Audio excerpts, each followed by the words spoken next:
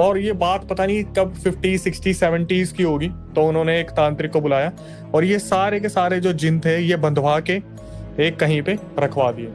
अब जो हमारे सब्सक्राइबर आए मनोज चौधरी, ये बताते कि भाई मेरे से क्या गलती हुई, मैं बताता हूँ। मनोज जो थे वो थोड़े शैतान किस्म के थे। जब ये अपनी पीढ़ी में आगे बढ़ते आ रहे थे, इनके परिवार में इनके और भी भाई बहन थे।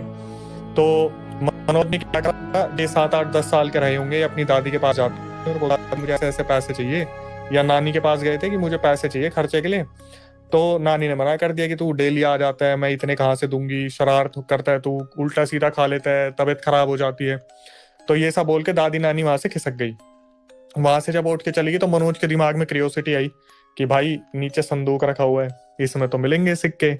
तो उसने मनोज ने क्या करा, वो संदूक अंदूक खोला और उसमें जब हाथ पैर मारा तो एकदम से उसे दिखता है कि कुछ है, लोहे का कुछ तो है, अगर कुछ नहीं है तो इसे ही बेच दूंगा। उसने क्या करा, उस पूरे हिस्से को खोल दिया। उसके अंदर एक त्रिशूल थी, त्रिशूल के बगल में बहुत सारी चीजें पोटली से बांध रखी थी, उसने वो खोल दिया सब कुछ।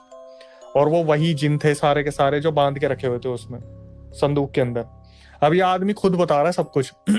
फिर इसने बताया कि भाई उस दिन से ना मेरे घर में अलग अलग हरकतें होना शुरू हो गई। जैसे मुझे अलग अलग टाइप की एंटिटीज दिखना शुरू हो गई थी, और सारी की सारी एक होता है कि 7-8 फीट की एंटिटीज आती थी और मुझे उन्होंने बहुत हॉन्ट किया।